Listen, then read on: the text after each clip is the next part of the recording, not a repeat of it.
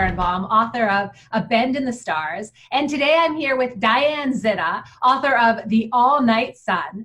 This novel just dropped and it is packed with sizzling emotion, gorgeous language, and Swedish folklore. Diane, tell me, what is your book about? Well, it's called The All-Night Sun, and it follows a lonely writing professor named Lauren who has long been grieving the deaths of her parents alone.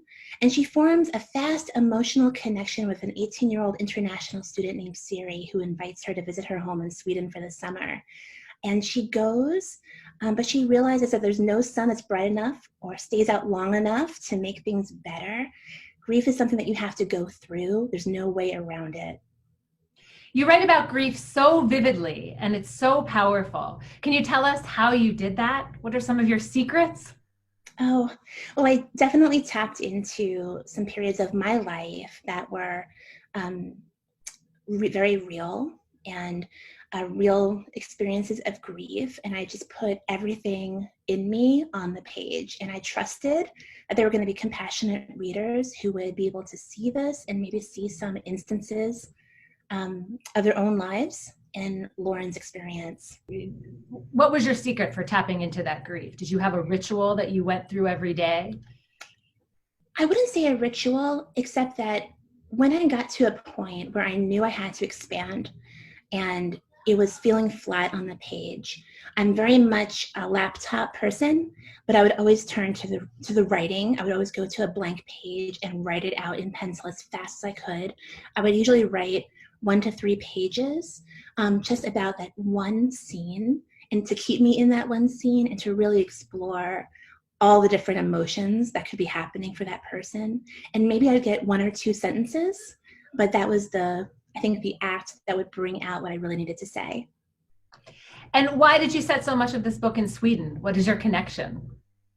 Well, the book is a very personal story for me. I too lost my parents young and traveled to Sweden at a time when I deeply needed to heal from grief. So Sweden was a place that I went during that time, and it really wasn't opening up for me. You know, it was, I was there during midsummer when the light was out almost all night, and it just felt like another world. There were a lot of hard parts to write in The All-Night Sun. What was the hardest? I think for me, it was the very end, and I mean the last couple of pages.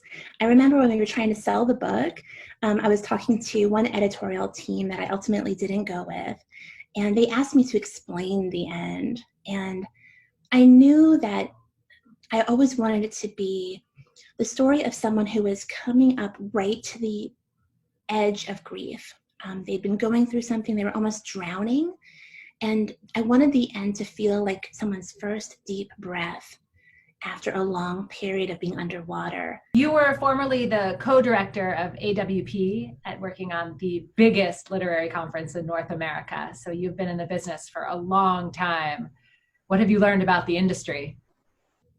That there are a lot of people who want to help the next generation of writers. The very best thing I did while I was there was create a mentorship program. It was called Writer to Writer, and I was able to help match more than 600 writers during that time, and people were giving of their time and their talents for free. Now that your first novel is coming out, do you have any advice for first-time writers, for debut authors? I think you want to recognize if you've got that something inside of yourself, to not give up on it. Because not everyone has that glimmer inside of themselves that says to keep going. And when you've got it, it's a gift and you should use it. You had a horrific experience where this book sold and was canceled, and then you had to go out and sell it again. Can you talk about that? Yes, I really think it's important to tell this story because a lot of writers don't realize how common this really is. I had an editor who acquired the book, loved the book, and then moved on to another publishing house. And so I was reassigned. You know, for a little while I was called orphaned. I was an orphaned writer. And so I was reassigned to someone else who hadn't had that initial spark with my book. And it wasn't the right fit, but it got dropped. And it took me about 14 months before I was over that to the point where I was able to make that story mine again, put it back together in the way that I believed, and ask my agent to try to sell it again. And once we did, I think it sold in just about a month. Oh my God.